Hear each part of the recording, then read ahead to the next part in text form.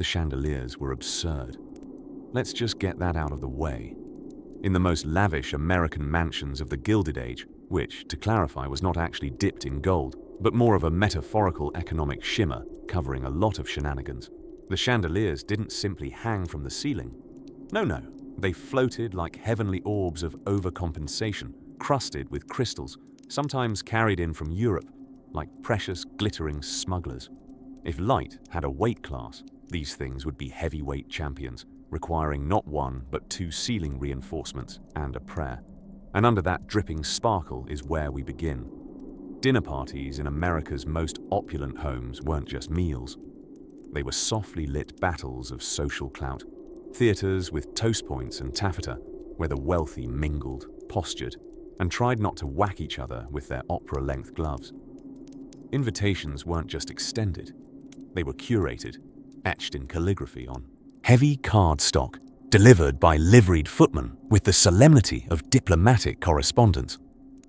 Let us drift now, gently backward, to the early 1900s, a time when billionaires were still called robber barons because philanthro-industrialists hadn't yet tested well in the press.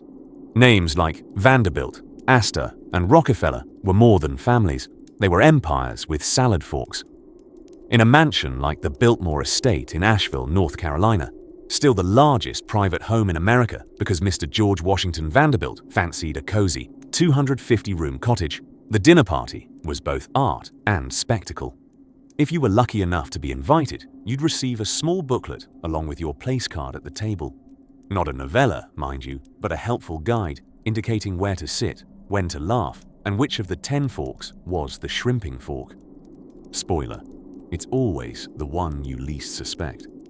The evening would typically begin in what they like to call the drawing room, a room exclusively designed for use before and after eating, and absolutely not for drawing. Guests would sip cordials no one could pronounce and pretend they hadn't already had a light dinner at home, just in case they disliked pheasant mousse. The dinner bell, not actually a bell but usually an obsequious butler with extremely precise diction, would announce that the first course would soon descend. Not arrive, descend. Because when your dining table comfortably seats 40, it becomes less of a meal and more of an 18-wheeled logistical performance. And let's talk about that food. There were oysters served on individual crystal stands, consommes rich enough to buy land in Florida, and roasts paraded in with such grandeur they might genuinely have considered running for office. A dinner could easily include 10 to 12 courses, each served on different china, with warmed plates between. If you finished all of it, the unspoken rule was you had revealed you were a little too pleased to be there. If you didn't touch a dish, you risked insinuating the host's cook wasn't trained in a Parisian kitchen, and if you made the cardinal sin of buttering your roll too boldly, well, they might just place you accidentally next to the harpsichordist during port. Of course, let's not forget the waitstaff, an invisible army of crisp linens and practiced silences. They glided across Persian rugs in finely choreographed ballets, trained to clear a plate with one hand and extinguish a flaming souffle with the other, and still somehow remember Miss Langford's devilish allergy to watercress. It wasn't all satire and souffles. Beneath the extravagance was a society trembling a little from its own weight. The Gilded Age was, as Mark Twain so sighed, a time when everything looked shiny on the surface, but underneath was, well, mostly unpaid labor and an endless appetite for Grecian revival columns. Still, the guests pretended. They nibbled, on aspic with the restraint of high society, and made delicate conversation about the weather or exotic train travel, all while balancing an entire miniature chicken terrine on a canapé spoon. Imagine being 3 courses deep into a meal and realizing you've completely miscalculated your stomach real estate. But you're only halfway through a peacock-shaped consommé. It was both a dinner and a gentle test of stamina.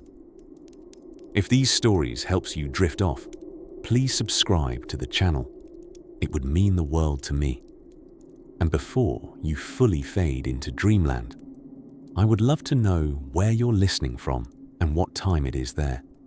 Now, let yourself drift just a little deeper The harp is tuning in the next room. And the butler, his name is Eugene. He's very fond of cummerbunds, is about to bring out something more. In the final years of the Gilded Age, where gold leaf was practically a wallpaper trend and ceilings were more elaborately decorated than most. Wedding cakes, the dining room became the sacred stage of social acrobatics. Dinner parties inside America's most excessive mansions were less about food and more about everything else. The room, the guests, the silverware. Even the soup had a resume. Picture this. It's a Thursday evening in 1898 at the Breakers in Newport, Rhode Island. Cornelius Vanderbilt II is hosting what he refers to with twinkling understatement as a modest little supper. Meanwhile, just preparing the table requires a small army of footmen in knee-high stockings and shoes shiny enough to blind any approaching robber baron. The candles are beeswax, the chandeliers French, and the conversation, well, it would lean toward topics like opera, horse breeding, tariffs, and active attempts not to acknowledge that anyone, anywhere, was working more than one job to afford their dinner roll. We begin with the table. It wasn't just a surface. It was a declarative sentence. Long, polished like a mirror, carved from mahogany, possibly wept over by a Spanish craftsman. If it didn't seat at least 24 very tightly corseted guests, it simply wasn't worth dining at. And in the center, flowers. Not mere bouquets, but botanical monologues. Brought in chilled wagons from greenhouses on the estate, spritzed hourly by a man named Leo who had no other known function in the household. The seats at the table followed a diplomatic logic more complex than 18th century European alliance maps. You absolutely did not sit next to your spouse. That was considered both gauche and a bit suspicious. Instead, seating was arranged to foster flirtation, competition, alliance building, and most importantly, storytelling. Each person was both performer and audience, toggling between praising whichever artist was currently doing abstract things in Paris and pretending not to notice they'd tucked their elbow into the pâté. As the guests were ushered in, the butlers opened doors with choreography. That rivaled a Broadway debut. Everyone performed the bizarre but mandatory ritual of pretending to have just stumbled in. Oh, how quaint. A 16-foot mirror. Who knew, while simultaneously making sure the right people saw their new lapis lazuli brooch. Menus were printed on thick cards, which some guests later kept as souvenirs to prove that yes, they had survived 9 courses of culinary theatre without passing out from tightly cinched ribs and the oppressive weight of all those forks. Let us begin, naturally, with the consommé. Clear, shimmering, intensely proud of being not quite chicken and not quite beef. This was followed by a fish course, ideally local but with a French accent, always boneless, and always threatening to flop slightly if one wasn't careful. Then came something called remove dishes, which were not, despite the name, meant to be removed from the guests' plates, but rather transitioned between meat and game birds. Wild game was always in fashion, though it was favoured when one could boast that it had been flown in, that is, metaphorically, by train, from a private hunt held somewhere inconveniently aristocratic. A sorbet was delivered halfway through, not as dessert, but as a palate cleanser. The 19th century elite were very committed to their palates. The ices sparkled with hints of lemon, champagne, and the faint screams of underpaid kitchen staff. Sorbet was, in fact, one of the only courses that didn't come with its own elaborate sauce, matching wine, and a brief anecdote about its origin.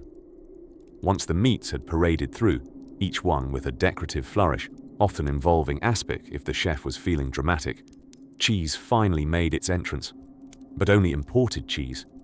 Domestic cheese was considered treasonous at fine tables, on par with showing up wrapped in velvet before the month of November.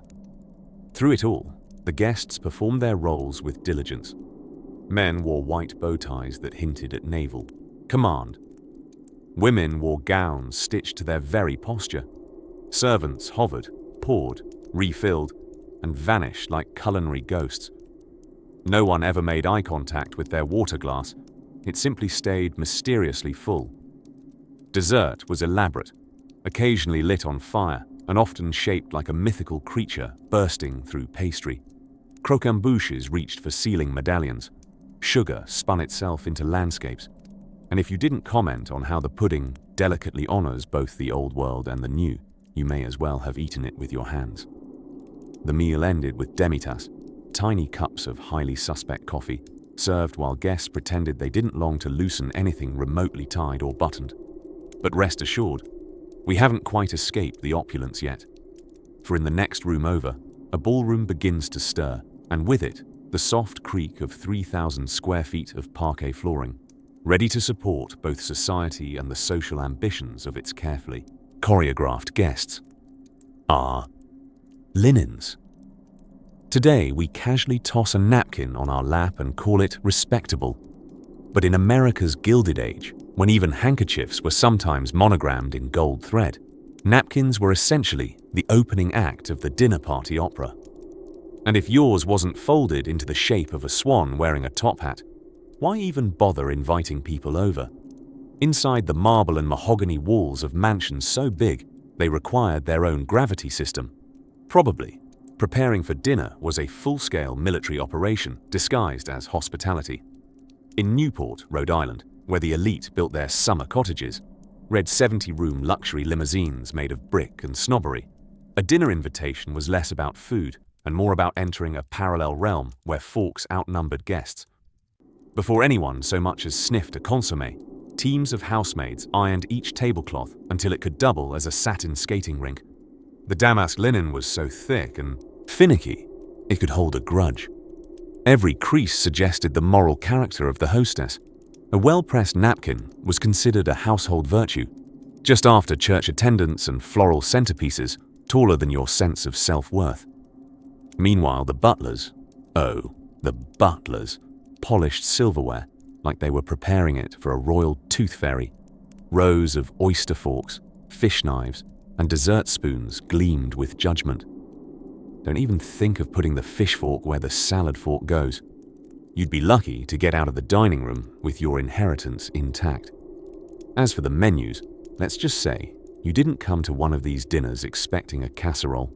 A typical evening at the Vanderbilts could involve 12 to 20 lavish courses. Each dish had its own utensil, glassware, and fantasy. The soup alone might arrive in a tureen so ornate it needed insurance and a name on the deed. Among the favorite dishes of the era were things with names like calf's head a la terrapin, which sounds like an accident at a petting zoo, but was, in fact, a delicacy involving a great deal of gelatin and ambition. Turtle soup was wildly popular, though actual turtles likely disagreed. If it slithered, scuttled, or required a French dictionary, it was going on the menu. Beneath the surface of such culinary excess, there was a war of social ritual being waged. Each course marked a moment in the choreography of power. Gentlemen would rise with the poise of giraffes, attempting ballet to pull chairs for ladies, who then performed the delicate act of pretending to eat while not messing up their gloves, makeup, or delicate sense of irony. Etiquette manuals were consulted like grimoires. For instance, one mustn't season their food before tasting it. It implied the cook, who likely trained under a disgruntled but brilliant Parisian, was a fraud. Dangerous business. Speaking of cooks, they were magicians laboring in heat-heavy kitchens the size of chobans, turning out meringues the height of children, and ice sculptures that looked like scandalized angels. The head chef often spoke only French, and often only to himself, loudly, about the insult of having to prepare beef Wellington for people who couldn't pronounce bechamel. Wine pairings were almost alchemical. The butler-in-chief, likely named something distinguished like Mr. Maddingley or Sir Bristlefork, selected vintages according to a complex system involving geography, grape variety, and whether or not the dinner guest happened to own a railroad. Meanwhile, the dining room itself echoed with the pleasant chatter of people, pretending they weren't trying to outdo each other.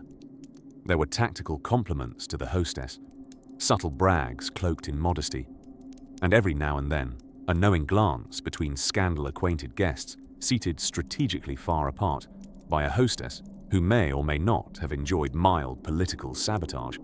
By the end of the meal, several hours, and 2 minor identity crises later, guests retired not to the living room, a concept far too pedestrian, but to the drawing room, or the conservatory, or perhaps the library.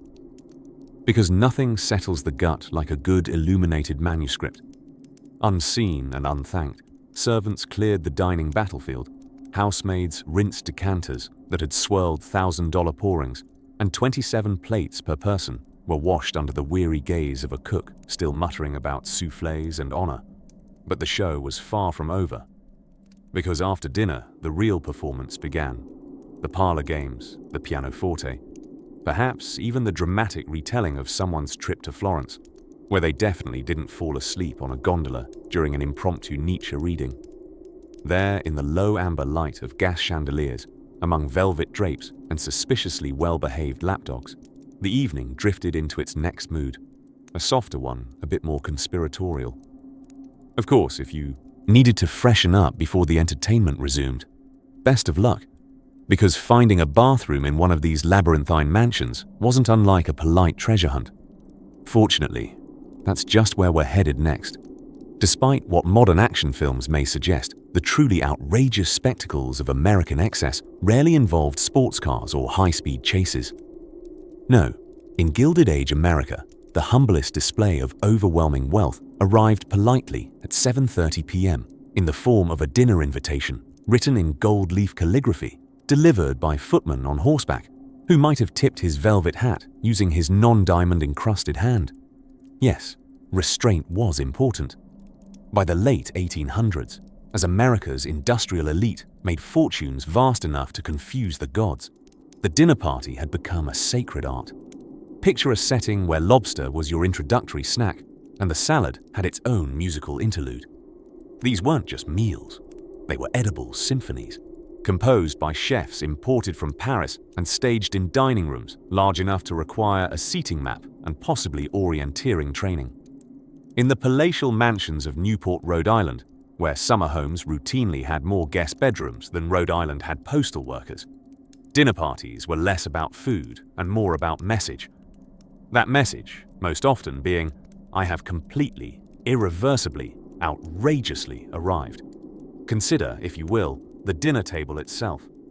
The American elite, taking cues from their European cousins and adding a touch of competitive flair, didn't just set tables, they curated them. Mrs. Stuyvesant Fish, unabashed queen of eccentric society theatrics, once hosted a dinner where the centerpiece was not a vase of roses or a tasteful sculpture, but an entire miniature farm, complete with live animals. Chickens in lace harnesses strolled daintily between bone china and chilled oysters. Apparently, this was before health inspectors received engraved dinner invitations.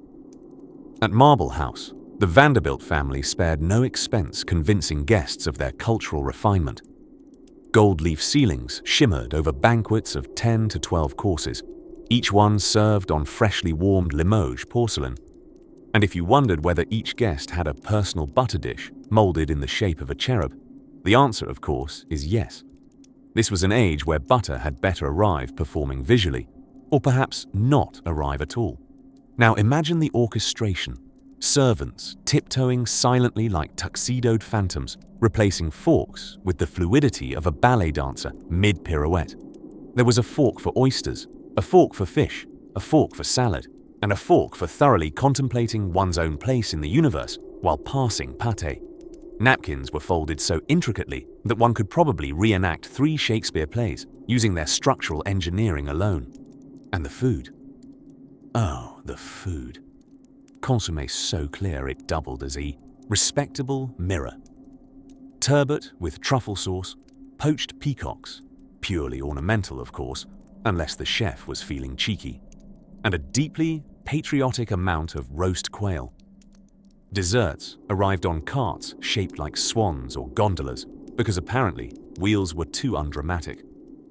And if someone had invented a chocolate tart in the likeness of Benjamin Franklin, there would have been applause. But perhaps the most decadent feast of all took place not in Newport, but at the mansion of Mrs. Alva Vanderbilt in New York, who, on one memorable night in 1883, invited 1,200 of her closest, most socially calculated acquaintances to a costume ball designed to win her entry into the top tier of society. A drama so elaborate it makes modern award shows look like a potluck brunch. The grand dining room was transformed into a hall of Versailles proportions, flowers draped in such abundance that exotic florists had heart palpitations just reading the order forms. Dinner that night wasn't merely eaten, it was performed. Between courses, costumed guests clanked bejeweled goblets and flattered their way up the social pyramid. Meanwhile, the orchestra played through a symphonic digestion soundtrack, pausing only when one notable heiress attempted to eat her ostrich feather accessory, mistaking it, presumably, for an aggressively stylish hors d'oeuvre. The table talk was just as artfully arranged. It was understood that one simply didn't speak of anything mundane: business deals, dentistry, or the manufacture of the 17 sporks required to consume each dish. No, conversation danced lightly on topics like Paris fashions, boating excursions on other people's yachts, and which cousin accidentally married slightly below their station. As the last spoonful of absinthe-soaked pear vanished and decanters of port began their final lazy revolutions around the table, dinners would slow like the ending of a lengthy waltz. Guests reclined slightly, corsets groaning in, collective solidarity, and someone, inevitably, would remark that they simply must remember to do something similar next season with, say, a centerpiece made entirely of diamonds or perhaps flamingos in monocles. And as candles flickered lower, casting golden shadows across muraled ceilings and rolling silver gravy boats, the evening would dissolve into gentle laughter and the rustle of silk gowns retreating back to drawing rooms, where a light piano nocturne and a less than wholly sober game of charades might await. Somewhere, just beyond the last eclairs and half-empty champagne flutes, another night and another outrageous supper plan was already stirring. Let us quietly part the velvet curtains of the Gilded Age once more and step into the hushed anticipation before one of those extravagant dinner galas. It's just past twilight at the Breakers in Newport, Rhode Island. Cornelius Vanderbilt, the second 70-room summer cottage. You know, the kind of cottage that comes with gilded ceilings, a private butler per guest, and a casual disdain for the concept of moderation. Picture it, something between a Venetian palace, an opera set, and what happens when someone with a shipping empire says, "Oh, I'll keep it simple." The guests are beginning to arrive. Horse-drawn carriages roll up to the porte cochere with the pomp of a royal parade, because nothing says casual Wednesday night like showing up in a land yacht pulled by 4 well-bred stallions. Footmen in livery, basically formal wear soldiers for domestic affairs, stand at attention as each guest steps gingerly down, not just to avoid wrinkling their floor-length gowns or top-hatting themselves into the gravel, but because the hem of Gilded Age elegance meant costly silk and social judgment. Inside, under ceilings hand-painted by imported Italians, the air is fragrant with fresh-cut roses and soft candle wax. The chandeliers above, dripping with so much crystal you could practically hear them humming Mozart, cast a warm, golden glow. Every surface holds either fine art or expensive gilt about toppling a small government to acquire it. The dinner table, oh, the table, is no ordinary plank with cutlery. It is a 25-foot mahogany beast, polished to a mirror shine and set with more flatware than any reasonable human ought to face without consulting some sort of silverware roadmap. There are forks strictly for oysters, others for fish, and even one devoted exclusively to removing bones, should you find your trout disagreeably intact. The bread plate is always, mysteriously, to the left. Menus, printed on creamy stock and often edged with gold leaf, announce a gauntlet of French cuisine. Of course it was French. To serve American food at an American Gilded Age dinner was considered just a step above treason. So instead, the kitchen staff, usually numbering somewhere between platoon and small village, rolled out creations such as consommé à la royale, woodcock en sarcophage, and a dessert so complicatedly French it required a minor pastry degree to pronounce. Meanwhile, your host, amidst all this edible theatre, is preoccupied. Not with conversation, really, but with logistics. Remember, in this era, you weren't seated for dinner with just anyone. There was a carefully orchestrated social hierarchy at play. Where you sat at the table could say as much about your marital eligibility as it could about the size of your copper mining interests. Guests were ranked, flattered, or slightly punished, all by the arrangement of chairs. Conversation floated politely, occasionally punctuated by a laugh so delicate it might have been manufactured by a Parisian perfumer. Acceptable topics included art patronage, the rival family's new yacht, Parisian silk prices, and which European duke had recently embarrassed himself on a bobsled in St. Moritz. Unacceptable topics included anything to do with working for a living, indigestion, or the ever-troublesome labour strikes happening beyond the estate gates. Still, there was a peculiar charm to these excesses. These dinners were not just expressions of wealth, but attempts at transformation. By recreating Versailles in Rhode Island, by pretending for 3 courses that one might actually be on par with European aristocracy, America's industrial oligarchy was performing a bedtime story of their own, narrating themselves into old-world legitimacy. Of course, downstairs in the kitchens, a parallel universe churned. An army of cooks in starched whites worked in practiced synchrony, like ballet dancers who sauté. They'd trained under French chefs, or more often, with enough trial and error, to produce a perfect soufflé under pressure measured in decibels. Footmen with white gloves carried each course as if cradling newborn Fabergé eggs, timing their arrivals to the second, and hoping desperately that no one dropped a tureen in the presence of Mrs. Astor. And just as guests leaned back into their 14th chair adjustment, dabbing the corners of their mouths with napkins finer than most people's bedsheets, the final course arrived. Glace au champagne, a frozen ode to extravagance, served in a cut crystal coupe. What came next was the least appetizing part, the post-dinner waddle toward the drawing room, where strong coffee and even stronger opinions awaited. But that is a digestive best served in quiet, flickering whispers. Just ahead, while a warm soup and a polite nod might suffice for our 21st century dinners, the Gilded Age elite in America operated on a more elaborate frequency. To say their dinner parties were extravagant would be like saying the sun is slightly warm. These events were less about feeding guests and more about flinging diamond-studded gloves into the air and yelling, "I bet my chandelier is heavier than your cousin." Now, imagine entering the dining hall of the Breakers, Cornelius, Vanderbilt II's summer home in Newport, Rhode Island, which, by the way, could seat 20 guests comfortably, assuming the guests didn't mind eating under a 30-foot ceiling adorned in gold leaf. Servants lined the walls like wallpaper with excellent posture.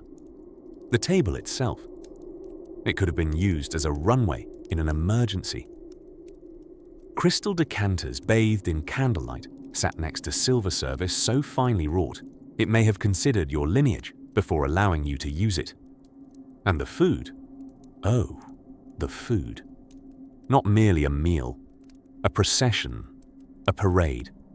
One dinner could involve 12 courses.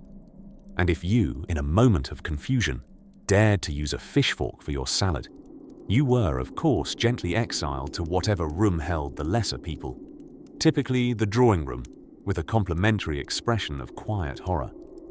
It's astounding how fragile respectability became when it hinged on cutlery choreography. Now, as dreamy violins waltz and the table sparkles, we cannot forget the unsung heroes of the evening, the footmen. Each was selected with the precision of a royal archery contest, a minimum height of 6 feet, matching livery, and preferably a jawline that suggested both nobility and discretion. They didn't just serve wine, they floated it across the room as if trained by swans with impeccable manners. Menu selections read like highly poetic treasure maps. One example from an 1895 soirée included such items as terrapin à la Maryland, which, yes, is a fancy way to say turtle with sherry, and sorbet au kirsch, which functioned as a polite palate cleanser and subtle warning to guests that more was coming. No fewer than 4 wines would be offered, with a French champagne arriving near the 7th course, often right before a whole roast peacock was marched in dramatically, tail fully fanned out as if even the bird knew it was expected to show off. Conversation was an art form all its own. Certain topics were encouraged, like music, sui, travel, or the fashionable melancholy one felt in Venice during the rainy season. Other topics were deemed vulgar, such as factory accidents or how many people were laid off to fund the new ballroom chandelier. Those were reserved for what one might call the morning after letters of polite concern. At these grand affairs, the chairs were sometimes upholstered in imported silk. In summer homes, this was particularly ironic, considering the ocean breeze had no intention of cooperating with such delicate fabric. Guests would occasionally stick to their seats, a humbling moment only softened by laughter, and a footman discreetly blotting matters with a monogrammed cloth and the wisdom of a seasoned butler. Occasionally, one of the grand dames of society, often draped in enough diamonds to cause weak radio interference, might declare her disapproval of something like the soup temperature or the direction in which the bread plates were arranged. Depending on her social rank, the chef might actually be replaced or promoted or perhaps relocated back to Paris. That's where many of them came from in the first place. America had just discovered the thrilling notion that anything said in French was automatically culinary genius. But not everyone enjoyed the nesting doll of formality. Writers like Edith Wharton, who attended and documented many such evenings, often used these absurdities as fuel for her novels. Behind every ritualistic unwrapping of a lobster medallion lurked quiet judgment, social climbing, and threads of insecurity stitched with gold. As dessert entered, the fifth, sixth, or possibly eighth version of it, guests were both exhausted and elated. Their corsets reminded them of circulation. Their engagement with conversation began to lean toward thoughts of supper's end and whether the horses were too cold outside. With a final toast of cordial, the orchestra struck a final note, and the massive doors creaked open just wide enough for one last glance back at the glittering table, a snapshot of excess, etiquette, and emotional stamina. And just as the final silver spoon was cleared away, and the towering centerpieces whispered their wilting goodnights, thoughts turned to what came next after dinner, a little something not unlike what we'd call entertainment. But more on that, softly, shortly. Imagine, if you will, a long glimmering hallway, flooded in soft gaslight and silence, the sort found only in the wealthiest homes and in libraries that no one actually uses. At the far end of this hallway, behind a pair of doors that had enough brass hardware to anchor a ship, lay the true battleground of America's Gilded Age elite, the formal dining room. Ah yes, the dining room. Not just a place for the chewing of food. No. This was a theater, a parade ground, a symbolic coliseum where table manners replaced gladiators, and the saber-toothed beast was most often a soup spoon held awkwardly.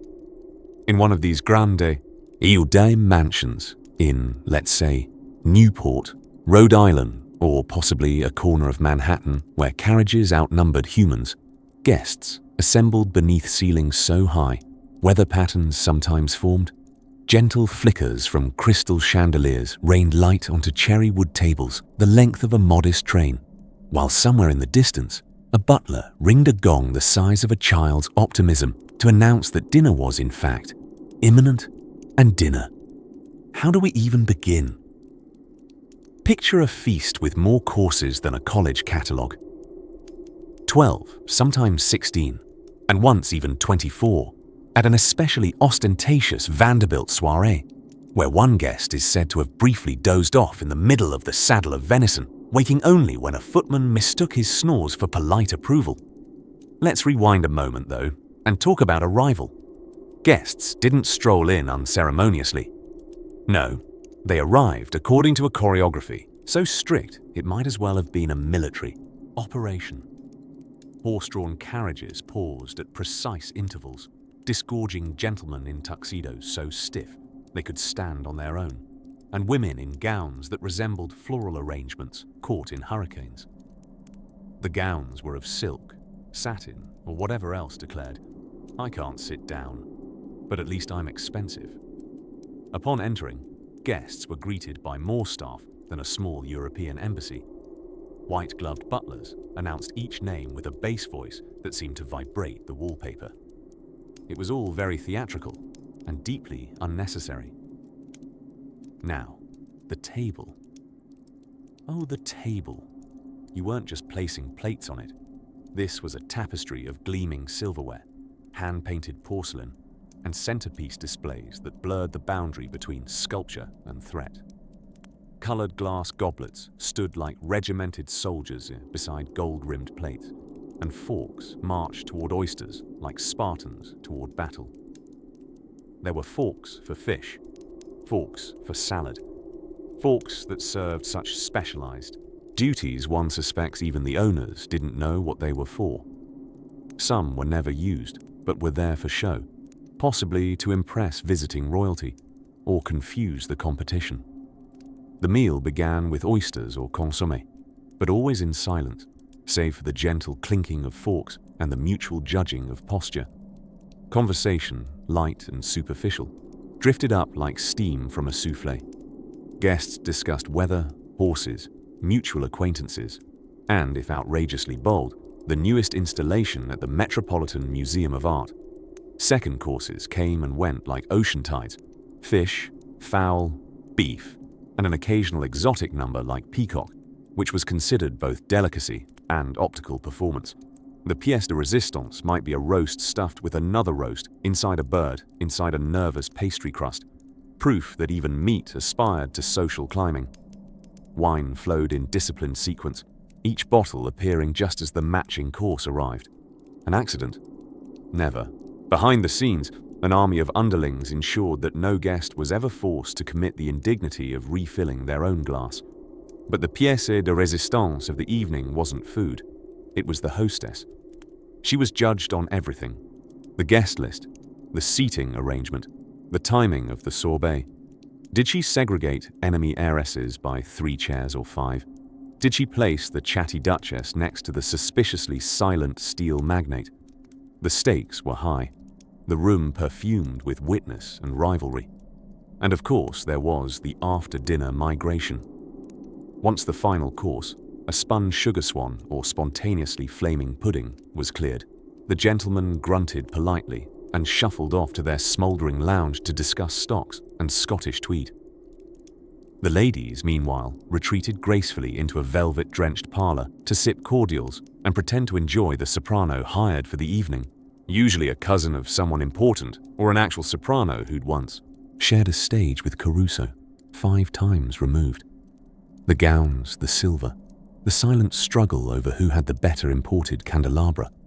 It was all quietly exhausting, and entirely on purpose. But as the gas lights dimmed and the footmen yawned discreetly into their gloves, yet another glittering dinner faded into history like rose petals crushed under a satin slipper. Just beyond the ballroom, though, another ritual was beginning, one that took pride not in suavity, but in splendid excess of an entirely different kind. As candlelight flickered across ceilings, painted with cherubs who looked more sarcastic than holy, the heart of the opulent American dinner party inched toward that deliciously dangerous phase: conversation. By the time dessert was due to float in, possibly suspended on a silver trolley pulled by a liveried butler with the posture of a marble statue, guests had consumed roughly 3 pounds of protein, 2 pounds of social anxiety, and at least one shocking anecdote about someone they mutually detested. It was the Gilded Age, after all, and while gold may glitter, gossip sparkled. Let's pause and get our bearings. It's the 1890s in New York, where mansions stretch toward the clouds and egos hover somewhere even higher.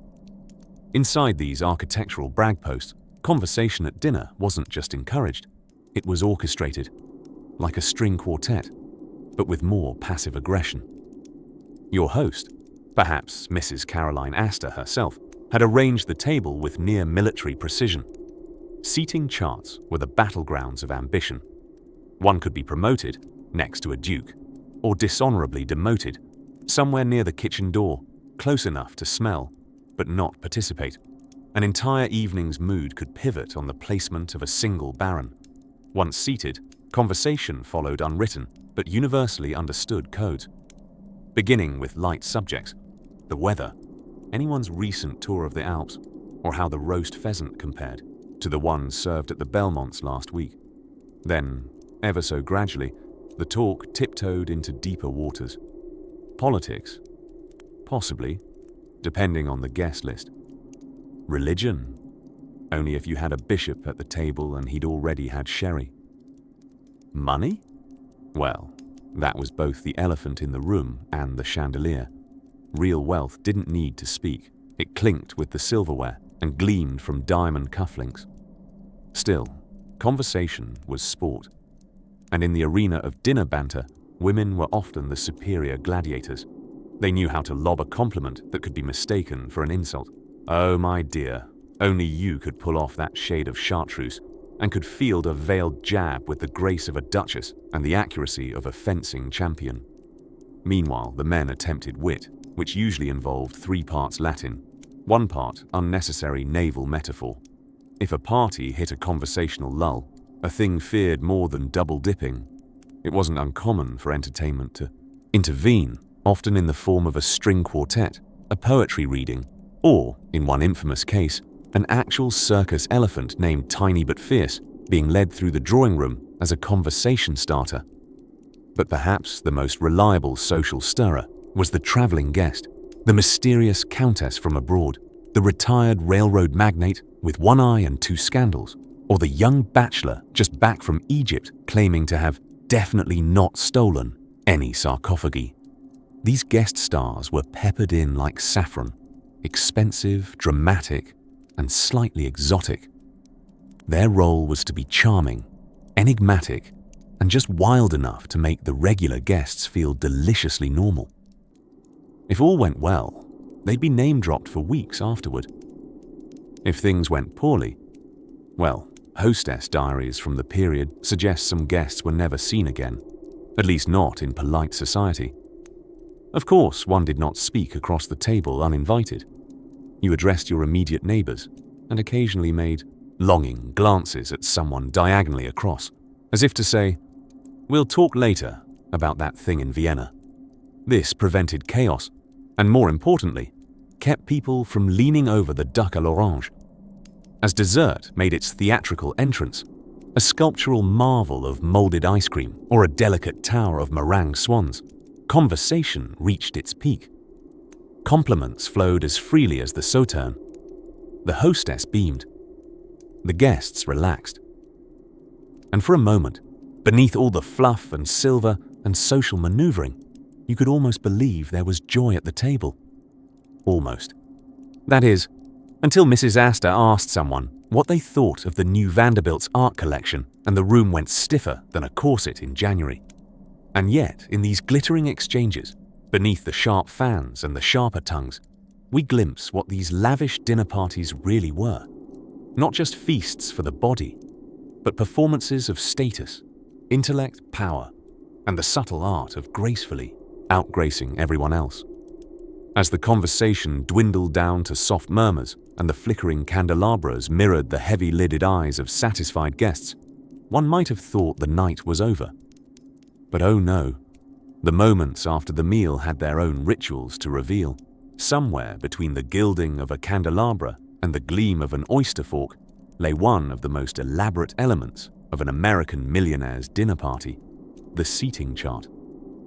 Ah yes, an invisible battlefield of egos, alliances, and outright social calculus. For high society hosts in the late 19th and early 20th centuries, arranging who sat next to whom wasn't just a matter of who got along.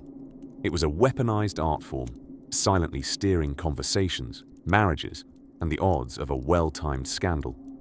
Picture it, a long mahogany dining table stretching so far it needed its own zip code, with enough floral arrangements to trigger sneezing fits in 3 counties.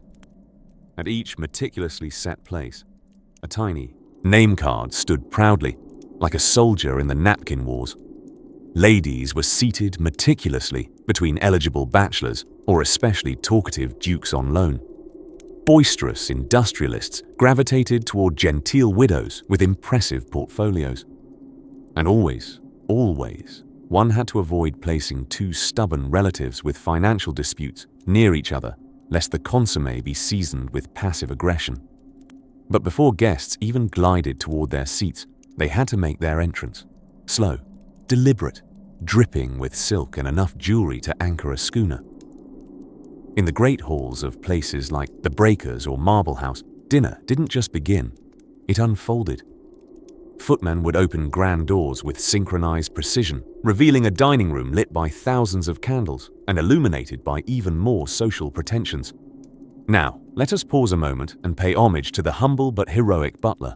No dinner party functioned without this silent orchestrator of chaos. He was the radar, the diplomat, the human thermostat. At these elaborate affairs, a good butler knew when to serve, when to vanish, and, crucially, when to replace a guest's accidentally dropped asparagus spear without anyone noticing. The proper exchange rate for dropped versus unnoticed asparagus in a Vanderbilt household. 2 valet apologies and 1 fresh fish fork.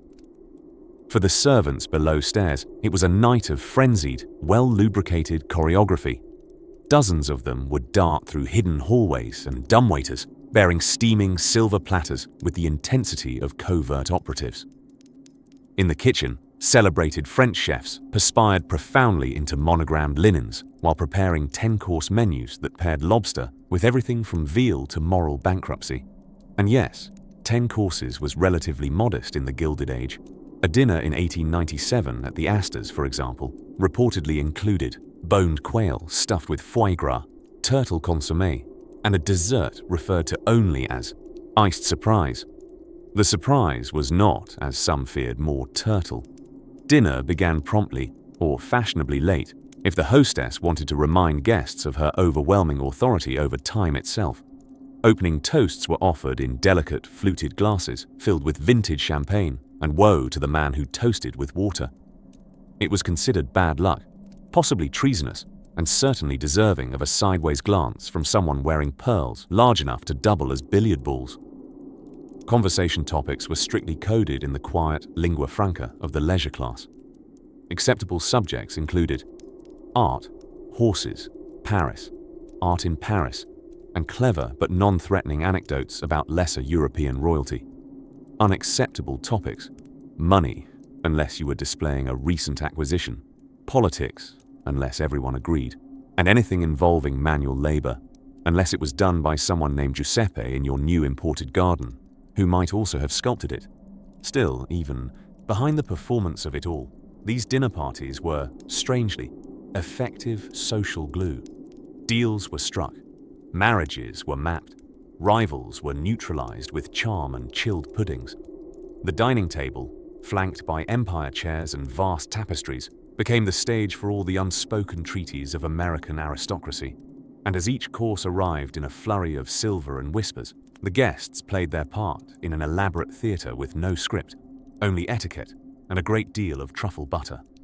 Eventually, as the final clinking fork was laid to rest and the ladies swept off to enjoy liqueurs and gossip in parlor rooms the size of Rhode Island, one couldn't help but marvel at just how much orchestration had gone into digesting one's dinner in public. And as the candles dimmed lower, their wax puddling like sleepy sighs on linen tablecloths, behind the doors and down winding corridors, the mansion began to hum a softer tune, readying itself for cigars, scandal, and the next indulgence waiting in the drawing room. As twilight settled over the vast lawns of Marble House, the gilded keep of Newport's most glory-soaked Vanderbilts, the flicker of gas lamps inside the dining hall began to flutter like fireflies unsure of the season. Dinner was coming, and so was the performance. By the late 19th century, dining in America's most excessive mansions wasn't a matter of refueling. It was theater. Opera for the stomach. A carefully orchestrated ballet where status was measured not by conversation, but by the weight of your soup spoon and the direction your fish fork faced. The hostess, often in a gown made from fabric that cost more than a stable of horses, would stand poised like a general, surveying her battlefield. Crystals set precisely 3 fingers from the plate's edge silver gleaming as if polished by angels with anxiety issues, and napkins, delicately, martially, folded into swans, bishops, or in one peculiar incident, a perfect representation of Napoleon astride a turkey. Menus, needless to say, were in French. Always French. This added an air of sophistication since no one was really sure what filet de sole à la Florentine meant, only that it was best not to ask. One guest whispered to another it might be eel wearing spinach. It turned out to be fish with cream sauce and dignity. Timing was everything. A 12-course meal might take 4 hours, but interruptions were not welcome. You did not excuse yourself lightly. Once you were seated, elbows locked into perpetual restraint, you were in for the ordeal. Sorry, experience. The soup was sipped in silence of near biblical reverence. Salads arrived wearing the latest edible lacework. And somewhere around the pigeon en croûte, conversation shifted gently from politics to the day's most scandalous topic, a hedge maze gone feral at the neighbor's estate. Wine flowed steadily, each selected as much for its flavor as for its age and the flourish with which the butler decanted it. The butler, ah yes, the silent star of the show. He glided in and out with such precision he might as well have been on wheels. His white gloves were so flawlessly pressed they could have written their own memoir. In some homes, there were more staff serving than guests eating. One could, in theory, spend dinner being waited on by 12 individuals whose names you didn't, and weren't supposed to, know. One evening at Vizcaya, a dinner guest reportedly fainted into her consomme.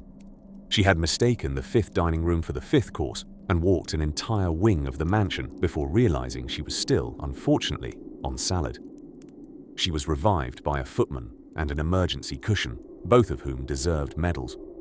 At Biltmore, where the table could stretch past the patience of anyone under 6 feet tall, little bells were embedded under the tablecloth. Guests could discreetly ring for a different spoon. Or less discreetly, propose a marriage in Morse code. This led to at least one botched engagement and 3 misunderstandings involving dessert. The truly wealthy families, in a final act of hubris, sometimes served food that didn't want to be eaten. Peacocks arrived with feathers intact. Lobsters waved in protest. There was a particular trend for ludicrous pies. Imagine a crust that, when cut, released live turtle doves. Delightful, unless you were seated beneath the release. Then came the palate cleanser, possibly sherbet, possibly sorbet, possibly a tiny frozen error in translation. It was served with such gravity you'd think it had ended wars, after which, dessert waltzed in, relieved to be last. Flaming puddings, layered cakes taller than a toddler, crystallized fruit arranged in geographic maps. The message was clear. You had eaten not out of hunger, but out of cultural obligation. Of course, guests were expected to praise everything with the right balance of awe and nonchalance. Ah, yes, the sauce reminds me of a summer spent near Marseille. Whether you'd ever been to France was unimportant. What mattered was the story. By the end of the meal, corsets had been quietly adjusted, chairs shifted 8 millimeters every 4th course to ease bony pressure points, and everyone nodded politely, even though no one could feel their feet. The dinner might have concluded, but the performance never really ended. Because dinner in an American mansion wasn't about sustenance. It was a declaration of wealth, of etiquette, and occasionally of one's ability to survive 14 types of cutlery. And somewhere on a linen-draped table, in gilded candlelight and the faint clink of a cooling teaspoon, another course was already being imagined. Somewhere else. A drawing room awaited. But that's another matter entirely. As twilight pressed its lavender glow against the stained glass windows of Newport's sprawling mansions, the time had come. Not for sleep, of course. Don't be silly. But for something arguably more elaborate, the dinner call. Unlike most households where a subtle clang of cutlery or a shouted supper might do the trick, Gilded Age mansions adhered to a rigid performance. A gong might ring out, deep and sonorous, reverberating through 40,000 square feet of walnut-paneled opulence, or a butler, polished and punctual, might glide into the East Wing's music room with a velvet bell. It all depended on the host's level of theatricality and how seriously they took the business of digestion. Dinner apparel was a business in itself. You didn't just show up in what you were already wearing. Heaven forbid.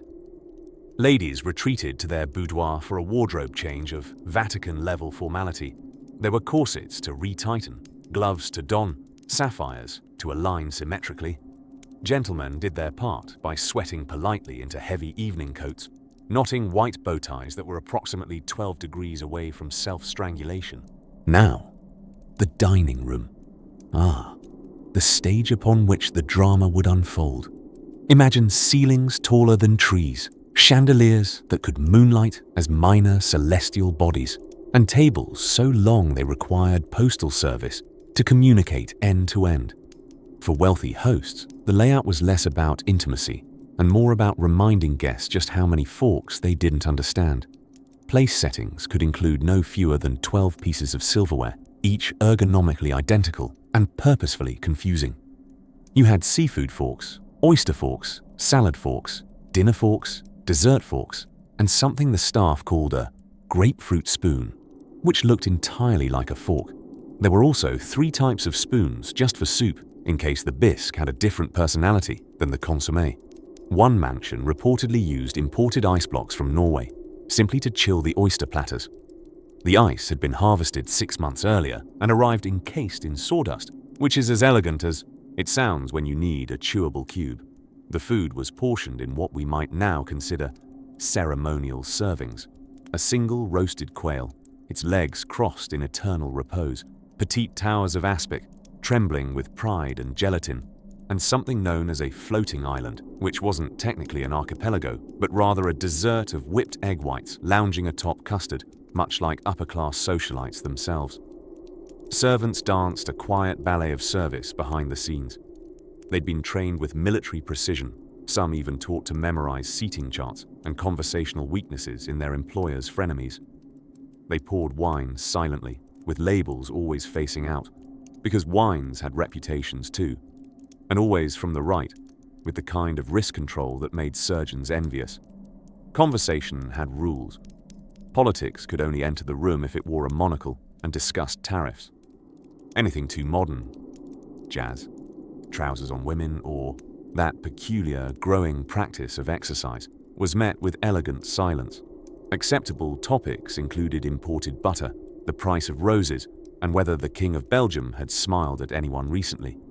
If a guest dared sip from the wrong glass or mistook the fish knife for the pâté scoop, which, tragically, looked exactly the same, polite society didn't gasp. Oh no. They noted silently, with smiles carved from mahogany, and then gossiped ruthlessly once your carriage rolled away. Some hosts liked to introduce an element of surprise. At Mrs. Astor's fabled dinner parties, she once arranged for live turtles to carry the menu cards on their elaborately polished backs. Unfortunately, the turtles chose not to walk, leaving most guests squinting and politely pretending they could already smell what was coming. By the end of the 10-course extravaganza, guests were either deliciously full, tragically constricted by their evening wear, or faintly drunk on Madeira. They hadn't just eaten. They had participated in a culinary opera starring caviar, social capital, and the humble pickle fork. And while dessert may have signaled the closing act, the night was far from over. In another wing of the house, something altogether more mysterious stirred, where velvet ropes kept secrets richer than the moose. The year is 1905, and we find ourselves drifting along the polished marble floors of an intimate soiree at the Breakers, the Newport Dream Palace of the Vanderbilt family. Now, by intimate, of course, we mean it in the Gilded Age sense. Only 60 guests, 8 courses, and a dining room ceiling so high it echoed like a cathedral whenever someone cleared their throat too dramatically. Tonight's dinner party is presided over by one of the era's leading duchesses of decorum, Alva Vanderbilt, A woman who could organize a ball for 1,000 guests before lunchtime and still have enough energy to stage a feminist protest by dinner.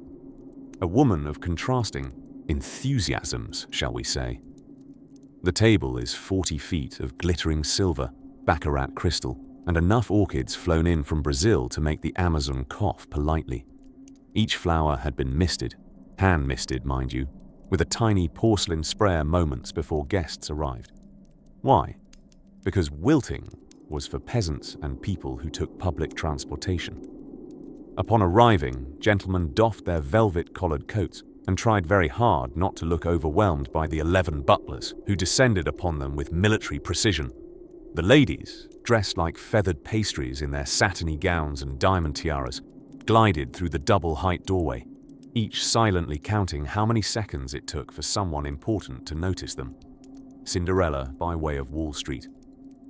Dinner began promptly at 8 o'clock, because tardiness in Alva Vanderbilt's house was considered a more grievous offense than fraud. Which is ironic, considering how many dinner guests had recently dodged a Senate hearing. The first course was a chilled turtle consommé, because apparently nothing says bon appétit like translucent soup made from an amphibious reptile. It was delicately sipped from gold-rimmed bowls, with each spoonful ladled silently by white-gloved footmen who moved more like ballroom dancers than servers. Not one clink or clang, just the soft swish of tails and tails of swish. The soup was followed by a succession of dishes that would bankrupt a small nation. There was poached salmon with cucumber aspic, because gelatin had become inexplicably fashionable, roasted squab with truffle demi-glace, and a salad with champagne vinaigrette that had more bubbles than the guest conversation. Everything arrived exactly warm, exactly flawless, and with exactly 30 seconds between courses, enough time to discuss politics without risking indigestion. The dinner conversation was a curious mixture of veiled bragging and mutual admiration. There was the senator's wife, who managed to mention Capri 3 times before the hors d'oeuvres had cooled, and the railroad magnate, who tried, unsuccessfully, to engage Mrs. Astor in a spirited debate about canal tariffs. She responded with silence so elegant it practically had upholstery. Each setting included 9 forks, because nothing signified civilization quite like being slightly confused every time you reached for cutlery. The forks ranged in size and purpose, one for shellfish, one for salad, one for self-doubt. And if you used the wrong one, you could politely be exiled to the piano room until dessert. Some dinner parties included musical interludes or theatrical tableaux.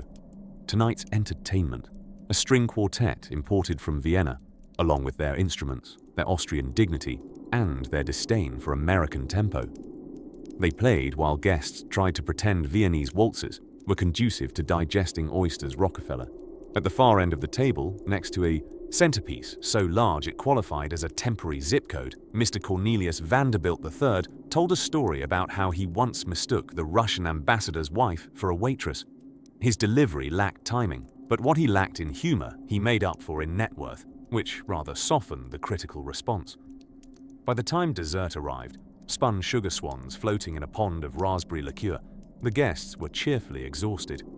Having eaten more courses than they had opinions, they leaned back in their hand-carved chairs, sipping chartreuse and contemplating how best to praise the hostess without sounding rehearsed. Alva, of course, was entirely unmoved by compliments. Her eyes, beneath the flicker of gaslight chandeliers, scanned the room with the calm satisfaction of a woman who had successfully out-dinner-partied every other woman in Newport. As the guests began to retire slowly toward the cardroom and the distant promise of brandy in crystal snifters, shadows stretched long across the checkered marble. The great dining hall, still warm with laughter and lit by 15,000 hand-cut prisms, sighed contentedly. And just beyond the French doors, the Atlantic breeze whispered against silk drapes, as if planning the next extravagant gathering already. Of course, dinner was only one act of the Gilded Age theater. The real drama, as we shall discover, always arrived with the midnight amusements. It's late afternoon, and the Hudson River glimmers gold beneath the descending sun. In the opulent mansions of Gilded Age America, This is not merely dinner time. No, this is something far more ceremonious. An edible opera served with a side of social jockeying. Preparations begin hours, sometimes days in advance. Men in white gloves hustle through whispering corridors, while cooks in the basement kitchens conjure alchemy from foie gras and aspic. It is the twilight hour of roast pheasants and reputation maintenance. Let us drift like polite ghosts into a dinner party at Marble House in Newport, Rhode Island. Here, Alva Vanderbilt, formidable hostess and determined social architect, is preparing to dazzle guests and obliterate snobbery in one breath. The long mahogany table is an endless scroll of roses, silver, orchids, and crystal boats filled with candied violets. It's important to remember that no guest touches a fork until it's been inspected for glint by no fewer than 3 footmen and 1 head butler whose eyebrows could slice a melon. Dinner party attire was not just formal, it was a declaration of intent. Men wore white tie, tailcoats, stiff collars, and shoes so shiny they briefly stunned small woodland creatures. Women were veritable chandeliers of taffeta and tulle, adorned with diamonds that previously belonged to European duchesses, or so the catalogue claimed. Corsets cinched, fans fluttered, and each woman carried at least 2 opinions and 5 witty retorts tucked into her décolletage. Once seated, guests began the evening's true performance, navigating the menu. In these mansions, dinner wasn't eaten. It was endured beautifully. 12 to 16 courses were standard, because anything less implied you were a Midwesterner. The hors d'oeuvres came first, delicate quenelles shaped like swans, and so light they questioned physics. Then consommé, clear as moral judgment, followed by fish en papillote, emerging from its parchment cocoon like a butterfly armed with lemon butter sauce. Conversation, meanwhile, fluttered from Roman statuary to the recent scandal involving Senator X and Madame Y at Hotel Z. Everyone pretended not to know anything, while quietly knowing everything. The rules were intricate. One did not speak directly to the person on either side for the entire meal. Instead, you swiveled your neck politely, alternating your attention between seat partners like a metronome set to etiquette. Speaking with one's mouth full was a sin rivaled only by being unaware that the oyster fork is fork. Number 3. Nestled daintily beside your plate like a silver comma. Wine flowed freely, of course. Sauternes with fish, claret with the roast, champagne to lubricate social maneuvering. Sometimes sherry just appeared, uninvited but never unappreciated.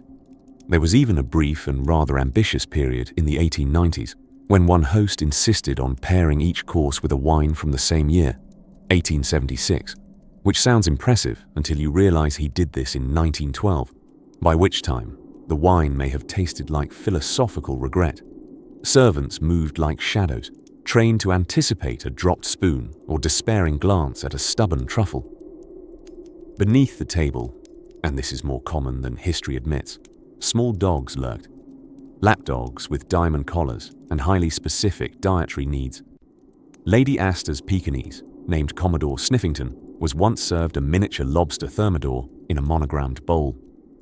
After the roast, or several roasts, depending on the host's devotion to opulence, came the palate cleanser, a tiny sphere of sorbet, often in a precious color like lavender or pistachio green, served in miniature crystal chalices with their own spoons, no larger than a hummingbird's beak. The role of the sorbet was existential, to remind the diner that yes, they were still corporeal, and yes, there were more courses to come. Dessert came not as one finale, but as a fleet. Croquembouche towers with spun sugar scaffolding, charlottes with fruit, cleverly arranged to mimic a Louis XVI tapestry, gelatines molded into improbable architectural structures. Rumor has it a certain Pittsburgh magnate once had his entire mansion recreated in raspberry jelly just for the pudding course. Guests applauded, forked it delicately, and tried not to notice when it trembled too authentically during a toast. As coffee arrived, never poured by the host, always by a white-gloved servant, guests reclined slightly. Not slouching, merely resting one's social laurels. The air was thick with rosewater, the aftermath of perfumed wigs, and just a whisper of scandal under the surface. And just beyond the pillared veranda, the moon rose quietly over the manicured gardens. The mansion's windows flickered with candlelight. Inside, the conversation washed gently into the parlor, where brandy, cigars, and whispered alliances awaited. Next, we'll step into one of those glittering parlors, where fortunes were built on gossip and a single misplaced word could ruin your invitation prospects for a decade. There is something so pleasingly absurd about an ice sculpture in the shape of Cupid holding a roast pheasant. And such was the reality of dinner parties inside America's most excessive Gilded Age mansions. Not only did they exist, they competed among themselves, endlessly, for whose icicle cherub cradled the most convincingly lifelike poultry. It was a frosty battlefield of social dominance, carved in frozen water and plated in silver. By the 1890s, the American elite, those captains of industry, barons of questionable ethics, and their grand social climbing spouses, had tossed aside the Victorian modesty of their parents in favor of more flamboyant displays. At a dinner in Newport or Fifth Avenue, the size of your crystal punch fountain was no longer a luxury. It was a declaration of war. These dinner parties weren't mere meals. They were spectacles, operatic feasts where swans might be served next to songbirds, and both would arrive on gold-plated platters, accompanied by an orchestra tucked discreetly behind the palms in the parlor. Hosts hired French chefs by the dozen, often hailing directly from Paris, or at least trained to shout convincingly in a Parisian accent. A good chef was not only a culinary expert, but also part magician, part set designer. For example, if one attended Mrs. Stuyvesant Fish's Tuesday evening affair in 1898, one might have spotted live turtles crawling slowly across the table. Not to be eaten, mind you, just decoration. Nothing says elegance quite like a mollusk in motion between the hors d'oeuvres. This particular dinner's theme was aquatic fantasy, which included edible seaweed sculptures, fish mousse formed into the shape of Neptune's beard, and waiters dressed as tritons. Dignity was optional. Menus, of course, were written in elaborate French, whether or not the guests spoke French, or indeed had ever seen a leek before. Potage à la reine, canard aux olives, asperges en branches. Each course arrived like a linguistic riddle to be solved with a silver fork. But beyond the chandeliers and champagne towers, there was a choreography to these affairs. Formal dinners operated on a strict code, one as nuanced as ballet, only with more starch and more gossip. Guests were seated strategically, balancing status, family rivalries, and who had most recently snubbed whom at the opera. Conversation, therefore, was an art, and the best dinner. Guests came armed with anecdotes, mild flirtations, and just enough scandal to season the soup. It was understood that no one came to an opulent mansion to talk about the price of wheat. No, one came to whisper about the duke who lost his shirt. Literally, in a fencing accident. The heiress who accidentally proposed to a footman, or who had recently debuted wearing a shade of mauve no respectable person would admit to owning. Of course, no discussion of dinner parties would be complete without the locations themselves, because the real stars of each gathering were often the dining rooms. In some mansions, these were Gothic cathedrals repurposed into buffet halls, with ceilings painted by imported Italian artists, preferably with names beginning with De and ending in Ucci. One Vanderbilt dining room in their Fifth Avenue manor was panelled in actual wood from a 16th century Italian monastery, purchased, shipped, and entirely reconstructed, solely so their petits fours could be consumed in ecclesiastical splendor. Even the chairs had agendas. Armchairs indicated seniority, while backless stools were often reserved for relatives who had failed to marry well. Some families possessed custom-built revolving soup tureens, which may have been for convenience, or to prevent underqualified guests from touching the ladle barefoot. And let's not forget dessert. Dessert, in the Gilded Age, was not the end of a meal. It was the physical embodiment of triumph. A table might be rolled out carrying a towering croquembouche lit with sparklers, followed by an entire sugar replica of Mount Vesuvius, oozing lava made from raspberry coulis. There were jellies that wiggled like diplomats avoiding commitment, cakes shaped like the Parthenon, and occasionally edible Fabergé eggs, if only to remind guests that Theodora still held the family record for most impractical pudding delivery. After such grandeur, it comes as little surprise that the guests often needed smelling salts less out of swooning than sheer indigestion. But no matter. Attending one of these dinners was a badge of honor, a passport to elevated circles, or at the very least, a compelling reason to practice balancing duck à l'orange with one elbow firmly above an embroidered napkin ring. Now, as the violins begin their post-dessert serenade, let's pull away gently from the chandelier-lit drama and drift, ever so slightly, toward the quieter corners of these homes, where household staff moved like shadows, and secrets were stuffed behind paneling every bit as rich as the eclairs. Let's wander next toward the other side of the silver doors, into the bustling, unsung magic of the mansion's kitchen.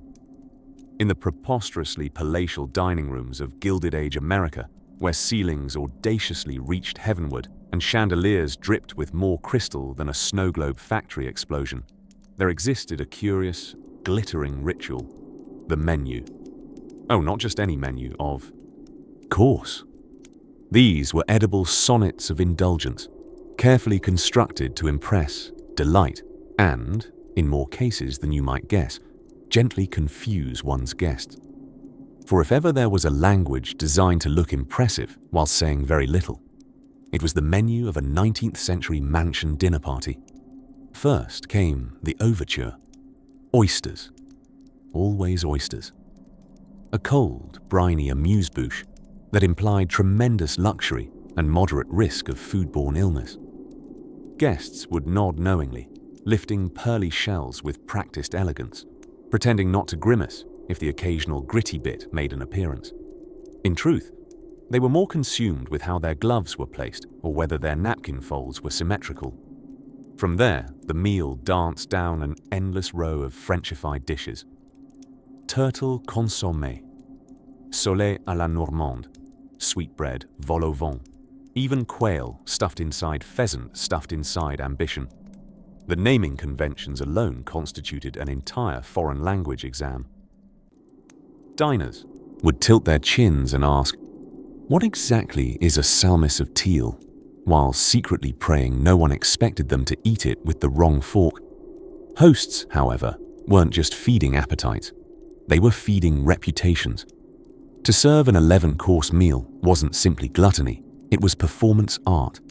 Each succeeding dish offered another opportunity to impress a senator, unnerve a rival, or flirt tepidly with one's dinner partner through carefully rehearsed remarks about the wine pairings.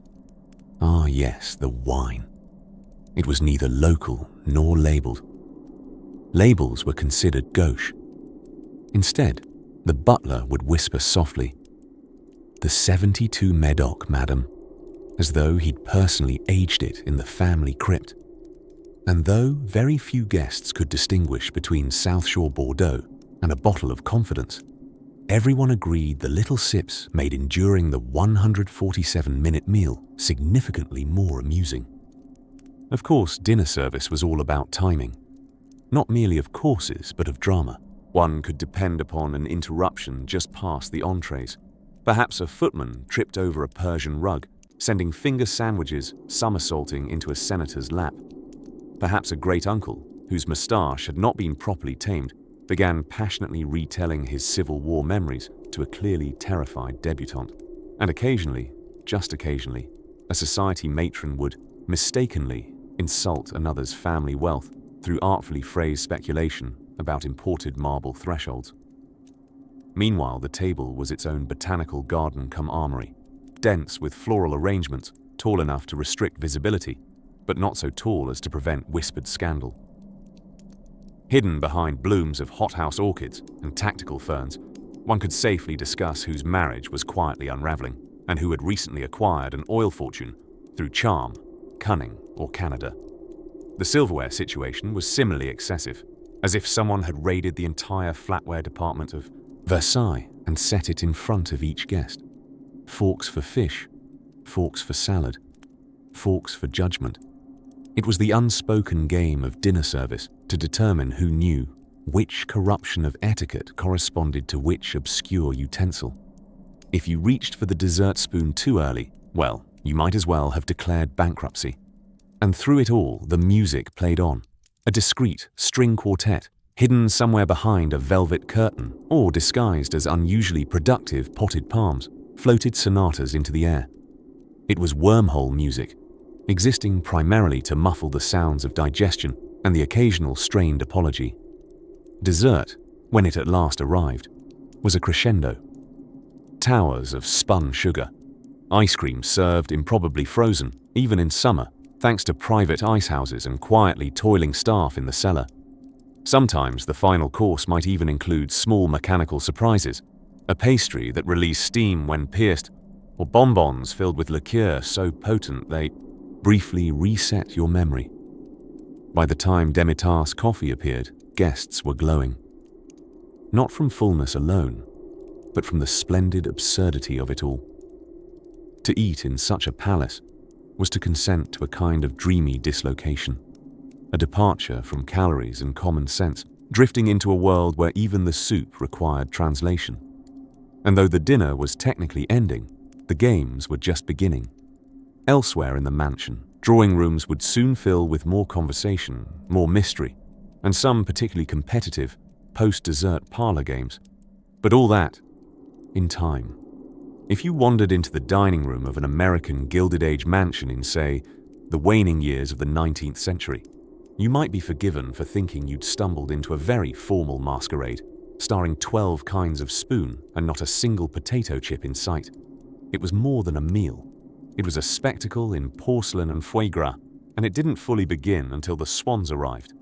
Yes, real swans. Though not always on the plate, though sometimes, tragically, indeed on the plate. The titans of industry and heiresses of eyebrow-raising fortunes spared no opportunity to signal their absolutely profound distaste for moderation. Why serve roast chicken when you could offer your guests a painstakingly sculpted pâté en croûte shaped like a miniature Versailles? The dinner parties, particularly in homes like the Breakers in Newport or the Villard houses in New York, were less about eating and more about performing edible theatre. Dinner was arranged in courses, sometimes up to 14 distinct acts, with each dish emerging from the kitchen like a debutante onto a candlelit stage. The arrival of chartreuse jelly, a neon green wiggly substance with the consistency of ambition and the flavour of herbs and intrigue, was met with polite applause and mild confusion. At many of these gatherings, what you ate was almost beside the point. The ritual was the thing. You were there to demonstrate an understanding of etiquette so complicated it could rival quantum physics. You must hold your oyster fork with the delicacy of a hummingbird. Napkin placement was a code unto itself, folded to the right for a discreet snub of the fish course, to the left if one admired the hostess's hat. And speaking of hostess hats, some were so impressively feathered they appeared to threaten local avian populations. Caroline Astor, the queen bee of New York's high society, reportedly once turned away a guest not for being underdressed, but for appearing with a diamond tiara smaller than her standard 4 inches. A modest error.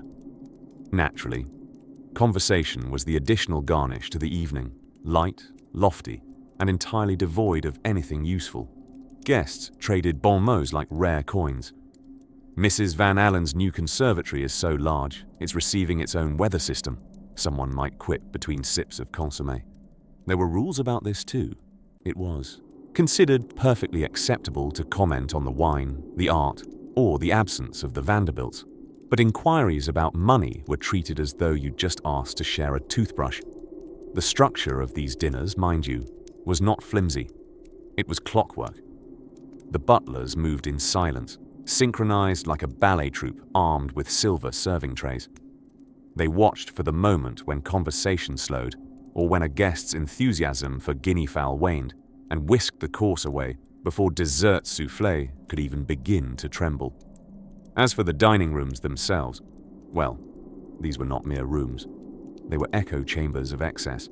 Chandeliers so heavy, they required structural reinforcements. Ceilings with frescoes commissioned from exiled Italian masters. Marble mantles into which one could lean dramatically while discussing the correct pronunciation of bouillon. And let us not forget the finger bowls. Clear glass saucers of warm water with a floating lemon. Slice, ceremoniously presented before dessert. These bewildered guests throughout the ages. You were meant to dip your fingertips lightly to refresh yourself, not sip it alongside your peach melba. Though of course, someone always did. And someone else always wrote it down for the gossip pages. Yet, despite the opulence, or perhaps because of it, there was an odd sort of charm. These dinner parties were theatres of aspiration, of dainty rebellion, of peacock-like pageantry. Underneath the layers of etiquette and caviar, these were nervous hosts and wide-eyed guests performing a ritual of belonging. As the final course, that most delicate of sugary finales, perhaps a spun sugar swan perched atop custard, made its grand appearance, the room would fade into a subdued murmur. The lights dimmed slightly. The diners, sated by cream and conversation, leaned back in velvet chairs, their corsets gently whispering of surrender. It was in these soft, drowsy moments, after the coffee but before the carriages, that the echoes of silver, laughter, and orchestral waltzes carried faintly up the staircases of America's great homes. And tomorrow, the servants would polish every goblet, re-iron every napkin, relearn every name on the seating chart. But tonight, the dinner candles flickered low, and the weight of the revelry finally sighed into silence. Somewhere just beyond the clink of porcelain and the scent of lilies, a butler adjusted a brass clock by hand, preparing the house for its next performance beneath the chandeliered moon. And soon, just beyond the dining room, we'll tiptoe into the golden aftermath, the curious world of after-dinner amusements, where indoor fountains, live camels, and Shakespearean parlor games awaited their cue. And just like that, we arrive in the music room of Cornelia Vanderbilt's Biltmore estate, sometime around 1905, when hosting a dinner party didn't conclude with guests clutching their coats and discussing cab fares, but instead segued into post-prandial diversions, as elegant as they were wildly impractical. After the 12-course dinner had been waged, with silver soup spoons and spirited debates about the merits of Bavarian cut glass, guests would drift, not stagger, into rooms designed solely for elaborate lingering. The Biltmore's music room was a cavern of velvet and polish, with ceilings so high you could almost hear thunder rehearsing. There, someone's cousin who'd studied in Vienna might play a moody Debussy piece on the grand piano, while others reclined on overstuffed ottomans, pretending to know what Impressionism sounded like. The transition from dining to digesting was no minor affair.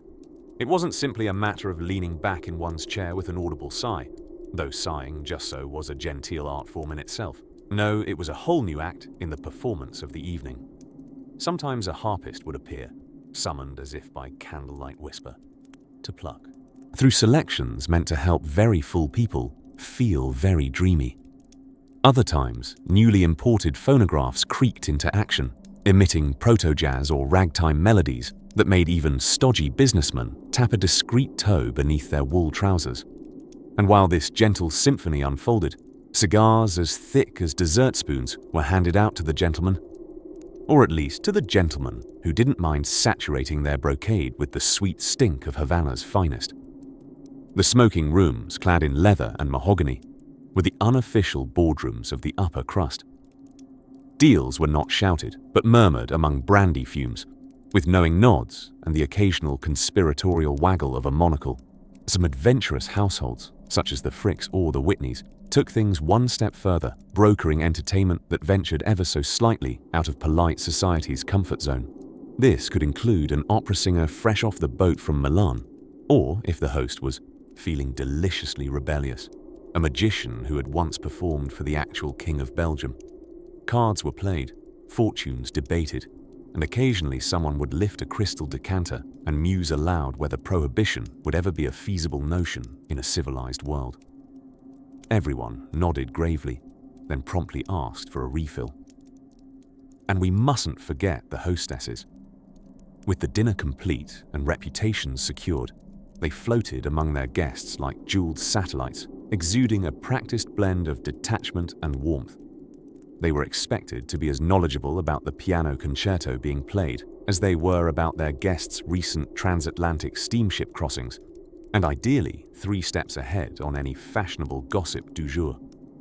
Meanwhile, in the distant corners of these echoing estates, the household staff moved like clockwork mice. Footmen exchanged sooty fireplace logs with fresh-cut kindling. Maids refreshed tea trays with the precision of chemists. Somewhere in an unused hallway, an assistant butler practiced his silver polishing under the impression he might be suddenly called upon to serve the Prince of Wales. Spoiler, he would not. Of course, for all their grandeur, these evenings were still governed by unspoken rules, like who was allowed to laugh aloud, and for how many seconds. Dinner guests did not burst into cackles. They tittered, preferably behind a gloved hand or an embroidered fan passed down from a Hungarian duchess. And should someone accidentally guffaw, you could be sure their invitation next season might be, well, misplaced in the mail. As the moon drifted over marble balustrades and the final notes of an impromptu quartet fell into silence, guests would begin the practice ballet of taking their leave. Cloaks were fastened, pocket watches consulted, and nostalgic compliments paid to the Florentine soup. Always the soup. Outside, drivers who'd waited patiently with thermoses full of weak coffee snapped to attention as the first top hats and furstoles emerged into the night. Like the curtain call of a well-rehearsed play, it ended with smooth exits and subtle bows. But behind all the sparkle and civility, a different kind of curtain was being drawn. One that marked the slow, almost invisible shift from the Gilded Age's excess into the trickier tides of modernity. And as we prepare to tiptoe into the softly lit libraries and billiard rooms that followed the feast on quieter estates, the hum of a gramophone still spinning reminds us the party may have been over, but the rituals had only just begun. Meanwhile, in the colder drawing rooms of excessive American mansions, just as the multi-course meal was ending and bloated guests began wondering whether they could make it to the carriage without wobbling too obviously, something peculiar would occur. The gentlemen would disappear. Not dramatically, mind you. There were no trapdoors. This wasn't vaudeville. They ambled off. By social design, invited by unspoken custom into the sacred realm of post-dinner masculinity, the smoking room. Ah yes, the smoking room, where men went to digest like overfed cats and discuss such vital topics as railroad expansion, cufflink superiority, and how truly awful it was that one's wife had taken a liking to watercolors. But our focus doesn't remain long on the smoke-swirled sanctums or the hushed cloud of Cuban cigars. No, because something far more interesting awaited, often behind green velvet drapes and marble columns of utter architectural excess, the lady-led after-dinner entertainment. You see, in these excess-swathed Gilded Age mansions, dinner parties weren't merely an affair of food and conversation, they were carefully staged social theatre. No sooner had the sirloins grown cold and the wine bottles tilted like sleepy boats on a tide than the household's drawing room transformed into a glittering cabaret of polite mischief and musical showmanship. Assuming one was a well-heeled hostess in, say, 1895 Newport or Fifth Avenue Manhattan, and assuming invitations had been elaborately engraved, sealed with wax, and delivered by a footman in a livery that cost more than today's mortgage, well, one simply had to provide a bit of postprandial delight. How one did so varied spectacularly. Some hostesses opted for string quartets, tucked discreetly behind ferns, plucking Mozart as if they didn't deeply resent everyone in the room. Others leaned more theatrical, with aspiring sopranos from the local conservatory, or, in truly daring gatherings, a magician who claimed he'd once disappeared for the Tsar of Russia. He hadn't, but he definitely owed someone rubles. A favorite act, especially among socialites who harbored grand delusions of Parisian glamour, was the dramatic reading. This involved a guest, typically an aunt who'd once taken elocution lessons, standing near the hearth to dramatically recite Tennyson or, if they were feeling especially scandalous, selections from Oscar Wilde. Imagine it. Ornate chairs, flickering gaslight, gentle clinking from a butler still clearing dessert plates, and Lady Gertrude van Barrington Wexler throwing her soul into the Lady of Shalott, despite sounding faintly like a goose with bronchitis. And yet, somehow, entirely enchanting. Sometimes these post-supper salons included a parlor game, particularly the kind of game that allowed social jockeying while feigning spousal affection. The Minister's Cat, charades, and Blind Man's Buff were popular. Nothing sustained the Gilded Age illusion of familial bliss more than pretending to know your husband's pantomime for horseback riding. The younger crowd, those fresh from Europe or keen on new ideas, might flirt with spiritualism. Seances became notoriously fashionable after dinner, when gaslight cast lovely shadows and brandy had fogged just the right number of judgments. It was the golden hour for contacting Uncle Silas, who probably did not wish to comment on the stock prices. But the ultimate sign of a successful dinner party, a surprise, a miniature opera singer, a monkey trained to balance on stilts, or a full ice sculpture unveiled in the billiard room that doubled as a punch fountain. Such things said far more about wealth than the courses themselves. These were homes where even the soups had entourages. And yet, most guests remembered not the extravagance, but the humility. Yes, ironic, isn't it? Because once the marble rooms had cleared, and the corset stays exhaled with gratitude, the final entertainment began: storytelling. Usually close to midnight, a few guests simply refused to leave. They would linger near the fire, their shoes discreetly off, brandy warming in palm. And in those quiet, flickering hours, someone would always begin. Did I ever tell you about the time President Arthur wandered out of the White House, wearing only his dressing gown? It was the simplest magic of all. Words, gently traded like heirlooms. Ghost stories, political gossip, family feuds that had become funny again. America's most excessive mansions, it turned out, were never warmer than when the guests forgot just how excessive it all was.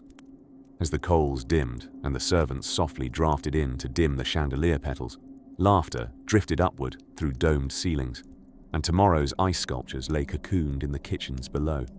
And in the next room, the doors of the smoking chamber creaked quietly open, gentlemen returning, only to discover they'd missed all the good stories. Softly now, as carpets carry footsteps away and lamplight fades to whispers, we follow a silver tray of brandies, delivered not to guests, but to the house staff, readying the ballroom for something truly peculiar that would unfold the next evening. Now drifting into the velvet twilight of Newport's coastal splendor, we find ourselves inside one of the Gilded Age's more eccentric jewels, the Elms, the summer residence of coal tycoon Edward Julius Berwind. Now, Mr. Berwind made his fortune digging riches from the earth, but once he'd stacked enough mountains of coal cash, the only things he enjoyed digging into were elaborate multi-course dinners served under ceilings, hand-painted with cherubs, politely ignoring your shenanigans from above. The Elms was modeled after a French chateau, specifically the Chateau d'Anières near Paris, because a Newport home without European jealousy was hardly a home at all. Why settle for Yankee clapboard when you can import architectural smugness straight from the Seine? By the early 1900s, dinner at the Elms wasn't so much a meal as it was a performance, and guests were the cast, though with very few lines. There were precise rules: evening attire, pearl-starched conversation, and enough forks to qualify as minor weaponry in a salad-themed duel. The moment you passed through the grand entrance, flanked by East meets West marble lions frozen mid-snarl, you knew that this was not a place where one merely dined. Here, food was choreography, a slow pirouette of sauces and soufflés twinkling under candlelight and silver. The dining room, with its ornate wood paneling, Louis XV-style furniture, and a fireplace large enough to roast a modest elk, was stage and sanctuary. Edward Berwind, though reclusive by some accounts, insisted on continental elegance. This meant his butlers were trained like ballet dancers and expected to remain utterly silent. They communicated via discreet hand signals and gentle nods. Think Morse code, but for appetizers. Each formal dinner began with a long, slow procession of flavors. Consommé so delicate it may have apologized for existing, followed by asparagus tongs snapping politely, Dover sole peeking beneath velouté, quail's eggs resting in balsamic nests, and small roast birds whose names you weren't entirely sure how to pronounce: poussin, ortolan, pigeon. Dessert arrived in glass towers, often involving spun sugar and alarming architecture made from marzipan. And then there was the table setting, a sea of tiny tools that would confound even the hardiest Boy Scout. Most guests knew better than to touch anything until the hostess made the first fork move. If you started with the oyster fork during the soup course, there was only polite forgiveness and a lingering implication that you may have grown up in Kansas. The Elms had a staff of nearly 40 during the summer season, most of whom existed almost entirely out of sight. Secret passageways and hidden servant stairs meant that dinner could be served in a continuous, frictionless ballet. Somewhere in the bowels of the house, beneath layers of pantry and polished silver, someone was always folding a linen napkin into an origami turkey or whitening gloves with potato starch. And here's the rather dreamy secret of it all. Berwind famously kept no clocks in the dining room. Time, he believed, had no place at the table. So dinners swirled on into the velvet Newport evening, with laughter muted into chinaware and conversation lit by the flicker of 1,000 candles. Of course, this made it awkward for anyone hoping to leave before midnight without moonwalking under chandeliers.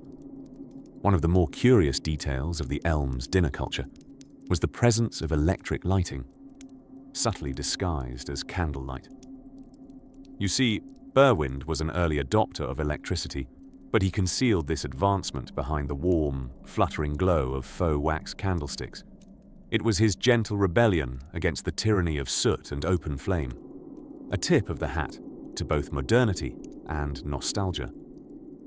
Not to be forgotten, the post-dinner cigar ritual was a performance in its own right. Berwind, who didn't smoke himself, still served Havana's finest to his guests in a drawing room covered in French tapestries and haunted oil portraits. And though nothing was ever formalized, one did not simply stub out a cigar before the Countess had finished reminiscing about her time in Cairo. So, in this realm of veiled opulence and atmospheric soup courses, we find the Gilded Age at its most theatrical, but also curiously tender. Because beneath all that embroidered ambition was a longing, really, to live in a painting, to hold time still with a spoonful of sorbet and a gentle cello echoing from somewhere down the corridor. And as the final dessert fork settles back on its porcelain plate, we quietly rise to follow the laughter into the drawing room, where stories are waiting to be whispered over brandy and candlelight. Somewhere between a harp's trill and the velvet purr of a cat in a sunbeam lived the sounds of a dinner party in one of the Gilded Age's most over-decorated masterpieces. At least, that's how it seemed from the outside, where gaslights flickered like golden fireflies, and liveried footmen scurried about with all the serenity of squirrels who'd graduated from finishing school. Inside, beneath ceilings painted by imported Venetians, the artists, not the blinds, America's new aristocracy prepared for what they considered a civilized evening. It was a curated chaos of elegance, orchestrated by household staff whose job was to make their employers look effortlessly refined, while silently wondering why more of them couldn't close their mouths while chewing. Let us pay a visit to one such occasion, hosted by a Mrs. Lavinia Thistlewhite Draymore, who, in the absence of noble birth, had opted for a triple-barreled surname and a 4-digit guest list. Her Newport mansion, unofficially nicknamed the Buttered Peacock, boasted more marble than an entire Roman bathhouse, and had a dining room so long it required 2 different climates to traverse, humid at one end, breezy at the other. Guests from Boston often packed a light scarf and a barometer. Dinner itself was a thing of staggering beauty and borderline absurdity. The table groaned under the weight of silver platters, each one bearing a culinary sculpture of uncertain edibility. Someone had carved an entire forest scene out of aspic, complete with pheasants made of pimento and a small gelatin fox staring wistfully into the hors d'oeuvres.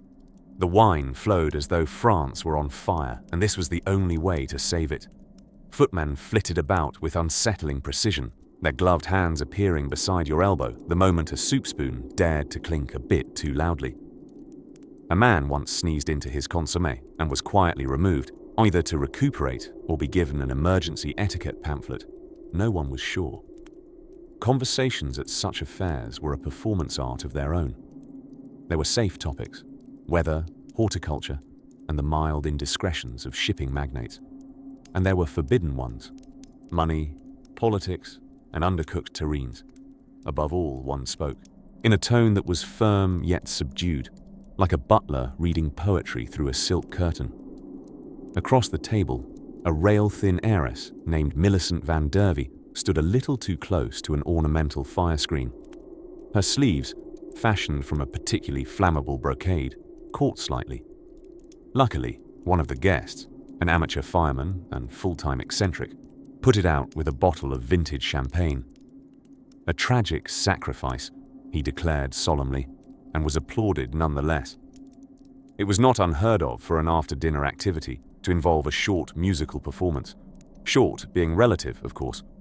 A soprano might take 3 arias to clear her throat, while gentlemen passed around brandy and tried very hard to emit appreciative sounds that did not escalate into snoring.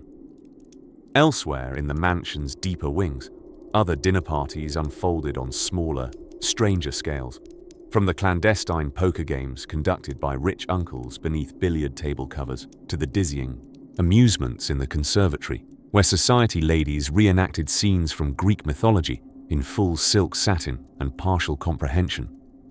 Meanwhile, the kitchens, several flour-dusted eons away from the dining room, had become their own theatre of living labour. Here, 100 cooks, scullery maids, and pastry sergeants. Yes, that was a real role in particularly well-funded homes, moved in hypnotic rhythm. The head chef barked both in French and frustration. A soufflé had sunken, a duck had overcrisped. Somewhere, a tower of profiteroles collapsed in what historians would later call the Great Cream Incident of '98. And yet, guests upstairs had no idea. Their reality was a glimmering illusion of swan-shaped napkins, crystal place cards, and orchestral waltzes, played with just enough tempo to discourage anyone from actually dancing. The Gilded Age dinner party wasn't about eating, really. It was a display, a parade in 12 courses draped in velvets, laced in lace, and spiced, with just enough scandal to keep everyone awake until the cheese course. Night drew closer, and the glow of candelabras melted into buttery shadows on gold-leafed ceilings. Trays were whisked away like stage props, and the gleam of over-polished silver faded to mere memory. Some guests dozed a little too obviously behind handheld fans. Others began to calculate how many social obligations they could invent to avoid the next gathering hosted by anyone who had recently learned the word tureen. And somewhere deep in the mansion's perpetually ignored library, a dusty journal revealed what the servants already knew, that the real party was downstairs after the last guest had left, when the champagne corks popped not politely, but triumphantly. Next, let us peek behind even heavier curtains and examine the unspeakably strange world of Gilded Age after-dinner entertainment. The guests were seated. By now, most had navigated the Byzantine social politics of the pre-dinner, a mingling hour without committing any major faux pas, like discussing money, politics, or, heaven forbid, being seen with the wrong fish fork during hors d'oeuvres. Now arranged like elaborately costumed chess pieces around the table's perimeter, they faced not merely a meal but a ritual, a performance. In the great halls of Gilded Age mansions, dinner was less about eating and more about theatre. The curtains, metaphorically speaking, rose with the first course. Consommé, so clear and delicate, it looked like truth serum served in porcelain. The soup was so light, in fact, that you burned more calories lifting the spoon than you'd gain from the broth itself. But that was the point. It wasn't nourishment they were after. It was elegance. Each course arrived with the pomp and pacing of an Italian opera, often accompanied by an actual string quartet, pulling soft bowstrings in the corner of the room, struggling to maintain composure while balancing their instruments and avoiding the roast pheasant platter being shuttled to table B. The staff, a small army in cream-colored gloves, operated with the whispered precision of a ballet corps who had trained not at the Royal Academy, but in the basement kitchen of the Vanderbilt estate. Speaking of which, yes, Cornelius, Commodore Vanderbilt's progeny, were among the crème de la canapé of such affairs, having built estates so large they made medieval castles look like studio apartments. One of them, Alva Vanderbilt, once hosted a dinner party in her Newport mansion where the walls were covered in solid gold leaf. A harpist played in the cloakroom, and the menu began in French and ended in foie gras-induced silence. By the third course, guests were usually navigating some evolutionary hybrid between lobster à l'américaine and mild indigestion. That's because the Gilded Age chef, inspired by classical French menus and a disregard for gastrointestinal realism, believed in abundance. 6 to 12. 6 courses were not unusual, sometimes 14. By the 6th, a gentleman might begin to question whether he should have worn his more forgiving waistcoat, or whether this was, in fact, the third time he'd been served quail in a different sauce. Impressive? Yes. Different? Not so much. But originality wasn't the goal. The purpose was to signal worldliness and sumptuous repetition. If your bird had not been imported from a locale requiring special ice crates and a steamboat manifest, did you even dine? The clinking of silverware continued like a tiny, elegant percussion section. Crystal glasses caught the candlelight and fractured it across polished mahogany, wallpapered in silk and tame jungle. Around the chandelier's many branches hovered an army of ceiling fans, turning slowly as if trying not to startle the environment into noticing its own absurdity. At some point, conversation took a curious turn. Topics were chosen carefully. Agriculture was safe. So was Paris. So was anything that could be gently dissected with words and put back together with a little brandy. If a guest was particularly daring, they might quip about the aqueduct installation in their summer home. Scandalous. Politics, however, was to be avoided, unless one was quoting Senator Chauncey Depew, known more for his dinner speeches than any actual legislation. His quips were palatable, even during the sorbet intermission, a custom designed to, no joke, cleanse the palate before the beef arrived. Someone, somewhere, must have once described that as essential, and now it lived forever. Meanwhile, the kitchen below operated like a coal-powered information center, turning out duck à l'orange and tiny asparagus pyramids with military precision. The servants had developed their own form of secret communication. Not quite Morse code, not quite dance, just a series of nods, eyebrow ticks, and cautious foot movements, all to keep the 25-pound serving platters from toppling as they balanced truffled potatoes over imported carpets. Dessert was no less of a spectacle. Sometimes a flaming bombe glacée made its dramatic entrance through the double doors, accompanied on one memorable night by applause. Sugar was art. Ice cream was architecture. And if somebody didn't faint slightly from delight, was it even dessert? Glasses clinked. Coffee arrived. Sometimes with chocolate, always with porcelain. Soon enough, guests would wander back to the drawing room for digestives and more polite existential meandering. But of course, not everyone was quite ready to give up the table. Some lingered over the final spoonfuls of pudding, bathing in the glow of candlelit excess, and the chance, just maybe, to ask the Earl of Sandwich descendant across the table how one comes into possession of gold-trimmed soup tureens. And just like that, As the clock's chimes mingled with the soft brushing of linen napkins, the dinner began to waltz itself to a close. Somewhere in the east corridor, the quartet was packing up their cellos. Somewhere in the west, dessert forks were being discreetly spirited away. And somewhere in between, someone whispered about the next great dinner on the horizon. Because, of course, there's always another dinner. But before we make our way to the smoking room and its delicious layers of postprandial nonsense, perhaps we linger just a moment longer, between candlelight and history, between bite and bedtime.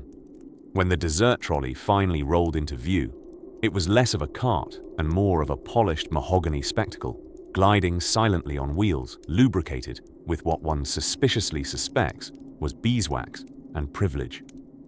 The air was fragrant with burnt sugar, whipped egg whites, and the barely restrained chaos of Italian meringue architectures. In the mansions of America's overachieving Gilded Age elite, dessert was not the end of the meal. It was an architectural challenge, a fashion statement, and occasionally a fire hazard. Let's take a slow, decadent stroll into the twilight hour of these dinner parties, when the savory plates were cleared away and the final act began. The dessert course, sometimes accompanied by yet another change of clothes. Yes, some hosts generously allowed their guests to pop into a lavender-scented dressing chamber and emerge in what was called refreshment attire. Because naturally, one cannot fully appreciate a baked Alaska unless one is wrapped in 7 layers of imported silk. Ah, baked Alaska, the flaming queen of the Gilded Age dessert table, invented in the 1860s and popularized in America shortly after, it combined cake, ice cream, and toasted meringue in a defiant display of thermodynamic one-upmanship. And it wasn't just for show. This was a scientific miracle encased in sugar. Ice cream that somehow hadn't melted inside the oven. Edison may have lit the light bulb, but these pastry chefs were messing with time and space. Hosts often dimmed the gasoliers just as the kitchen door creaked open and the dessert emerged, a glimmering torch of glory. Guests found this thrilling. There would be genteel gasps, perhaps polite clapping, and the occasional startled weasel of a debutante who mistook the flambé for spontaneous combustion. To these diners, food was theatre, and supper had a third act, with a climax drizzled in caramel. The truth is, dessert became an arms race. One Vanderbilt might impress with spun sugar, shaped like Greek ruins. A Carnegie would respond with a 14-tiered croquembouche, wrapped in edible gold leaf, and ringed with tiny sugar cherubs shooting arrows at profiteroles. And over at the Astor estate, rumor had it the apple tart was so geometrically perfect that a visiting mathematician refused to eat it out of professional respect. It wasn't all fire tricks and ice cream, though. Sometimes dessert was about complexity rather than spectacle. In some lavish homes, guests would be serenaded by discreet orchestras as they sampled candied rose petals, violet jellies, and puddings so delicately flavored they could only be detected if you exhaled through your nose and concentrated on your Victorian ennui. Sugar work was an incredibly skilled art, and the best pastry chefs became something like sugar magicians, hired from Europe, given French titles, and allowed exactly 3 words per evening to greet their employers. And layered among the dainty mousselines and candied duchesses was the proud, shining absurdity of the mystery mold. A trend among the more mischief-inclined hostesses, these were elaborate jellies set with unexpected savory items inside. One lady in Newport famously served a crimson cranberry aspic that hid an entire roasted quail inside, much to the horror of the uncle who expected a spoonful of gelée and hit bone instead. Naturally, what followed dessert was the digestion ritual, a stroll through vast halls lined with tapestries featuring mythological goat chases, or a slow drift into the smoking room where the women would glide off to sip postprandial cordials in a parlor swathed in satin, while the men debated railroads, tariff acts, and whether Napoleon really ever got over Josephine. But linger, if you will, just a little longer in the shimmering light of the dessert course. Picture it, a domed ceiling above, French porcelain below, and in your hand, a little silver fork tapped gently on fine bone china. The whipped cream is shyly slipping down a pear tartlet, and next to you, a stranger is telling a story about oysters that sounds vaguely scandalous. And somewhere, far from view, a kitchen staff slips quietly from their stations, the last soufflé served, the copper pans cooling. The dining room is alive with candlelight and gem-like macarons. Even in excess, there is calm. And in that stillness, 1,000 forks pause mid-air in dulcet unison when someone politely wonders aloud, "What on earth comes next?" Well, next, that would be the late evening amusements, because sleep, my dear guest, was never invited until the final chandelier had flickered, as twilight crept over the sprawling lawns of Newport, Rhode Island, and the sea air began to cool the marble facades of its summer palaces. The scene inside those opulent mansions was just beginning to heat up, socially, of course. It was 1902, and Mrs. Cornelia Vanderbilt, heiress, hostess, and unapologetic overdoer of everything, was preparing for one of her infamous 12-course dinners at the Breakers. Mrs. Vanderbilt believed in subtlety, just not at the dinner table. Her menu was printed on parchment so thick it might have legally qualified as a roofing material, embellished with gold leaf calligraphy and a small watercolor of asparagus, painted naturally by a Parisian artist flown in for the job. Her guests would never dream of lifting their own soup spoons until the soupier had been paraded around the table by a footman, hired solely for his ladling skills. Indeed, there were footmen for everything. One for silver polishing, one for candle snuffing, one who specialized in holding up guest dinner napkins as though they were Picasso originals being framed. And those guests, among them were steel magnates with mustaches so waxed they could reflect sunlight, railroad barons who dropped vowels mid-speech because consonants were apparently more expensive, and heiresses who wore so many diamonds to dinner that one could hear them clinking faintly with every syllable. Dinner began with oysters, naturally, chosen fresh that morning and chilled over ice carted in from Maine. It was said that if the oysters weren't still humming sea shanties, they were sent back. After oysters came consommé, served in porcelain cups thin enough to see through, imported from Limoges and considered practical dishware at the time only because no one dared chew too vigorously. Then, a delicate trout, broiled in champagne. Despite the name, only approximately 5% of the trout had ever met champagne directly.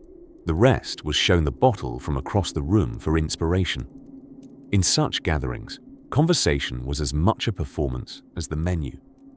If someone at the table hadn't recently returned from the Riviera or purchased something ancient from the ruins of Rome, they had the good sense to invent a story about it.